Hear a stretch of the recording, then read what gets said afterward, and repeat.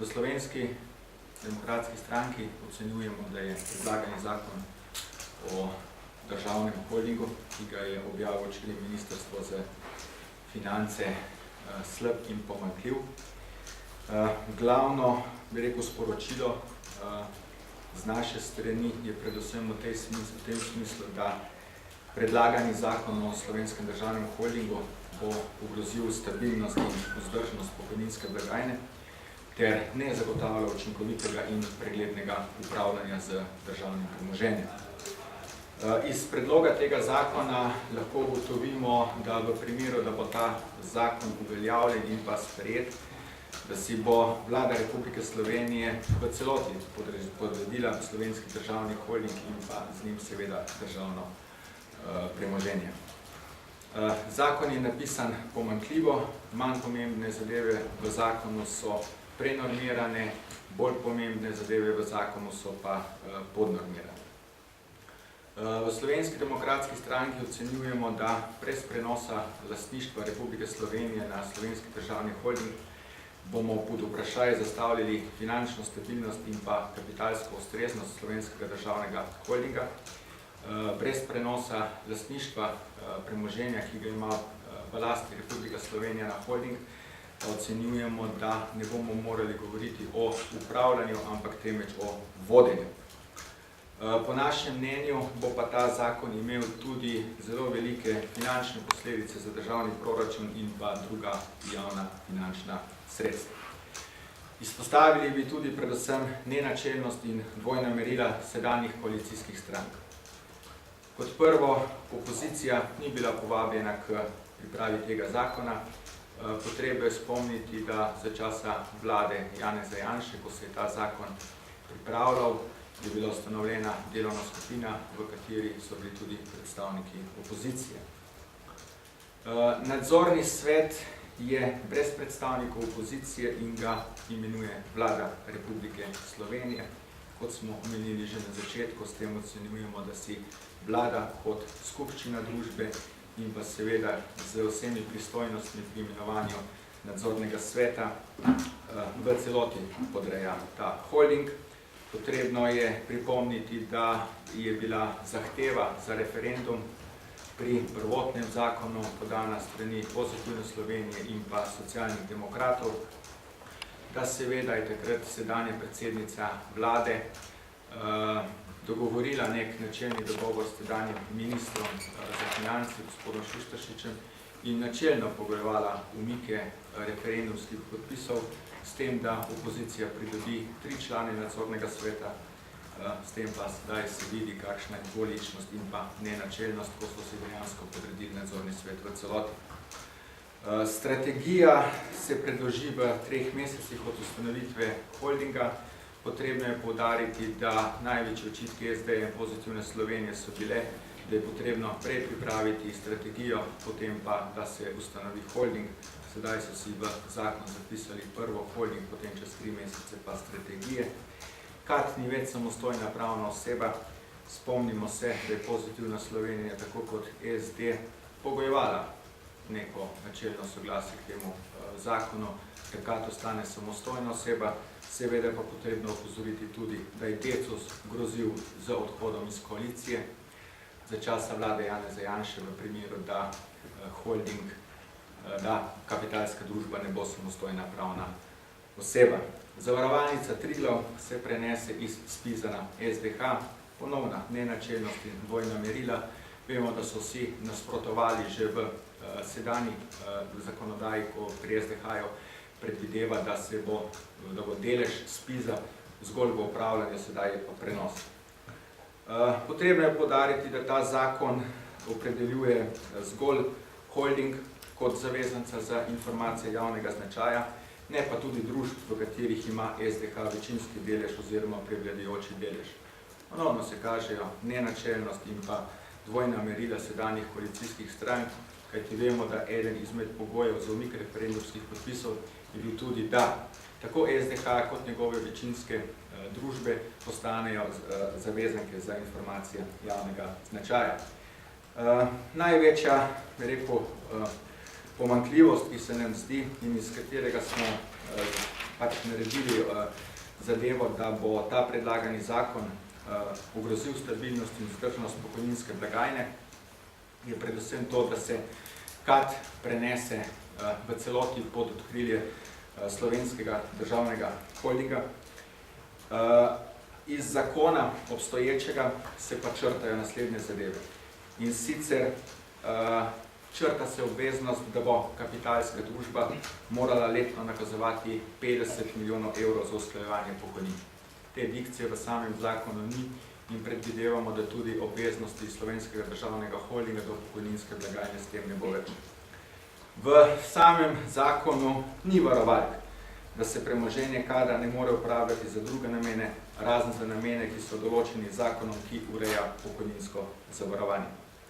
Bilančni dobiček kapitalske družbe se po obstoječi zakonodaji ne more razdeliti delničarjem, v tem predlogu zakona tega ni tako. Seveda se pa črta tudi zelo pomembni člen, ki po obstoječi zakonodaji zagotavlja, da se 10% kupnine, ki dobi Slovenski državni holding od kupnin, nameni za zagotavljanje dodatnih sredstev za SPIZ. To je bil tudi eden izmed pogojev takratnega Desusa, da ostane v koaliciji oziroma da bo dal sedanjemu zakonu podprl. Velik nesmisel vidimo predvsem tudi v prenosu zavarovalnice Triglav 43,5 deleža na SDH.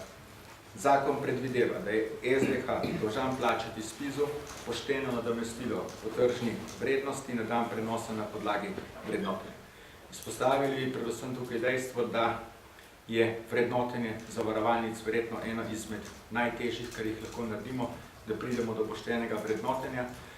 S tem manevrom pa ne izključujemo možnosti, da se je vladna koalicija že odločila, da bo zavarovalnico Triglav privatizirala v najkrajšem možnem času in da bo seveda tukaj noter prišlo do oškodovanja SPIZ-a oziroma do oškodovanja SDH-ja. Kajti namen omenjena dikcija, ki se omenja v tem zakonu, to pomeni, da se SPIZ dobi nadomestilo po tržni ceni na dan vrednosti oziroma na podlagi vrednotenja, izpostavlja predvsem vprašanje, kaj je za neko, bi rekel, premijo za večinski delež v primeru, da bo zavarovalnica Triglav odprodana, komu bo to pripadalo, ali v slabšem primeru, da bi bila hipotetično zavarovalnica Triglav prodana slabše, kot bi bilo v danem trenutku narejeno vrednotenje.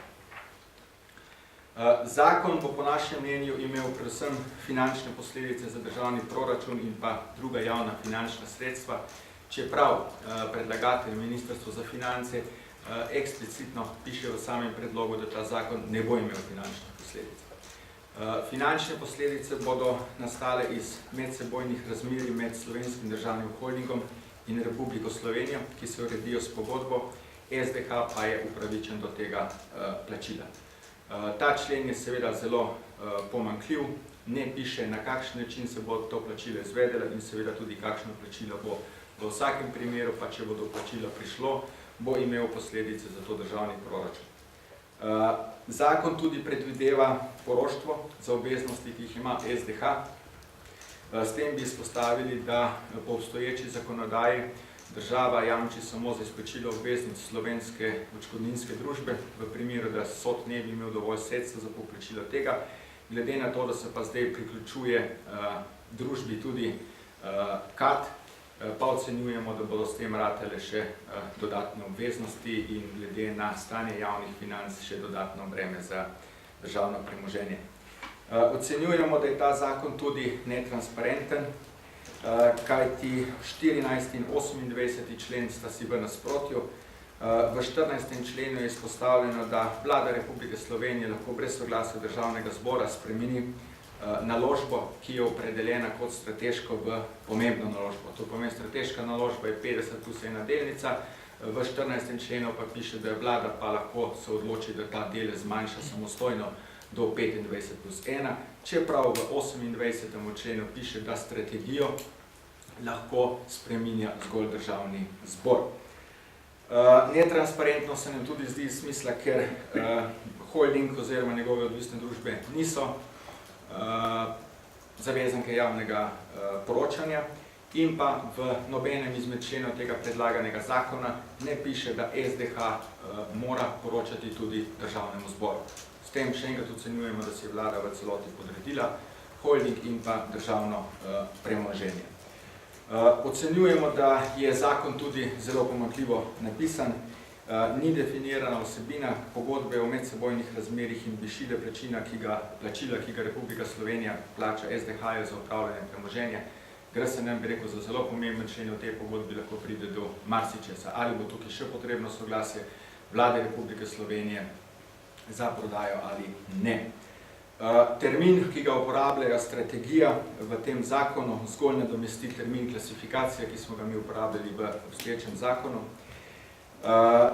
Zanimivo je pa, da zakon predvideva, da Slovenski državni holding uvaja termin pooblaščenec za skladnost poslovanja in pa integriteto.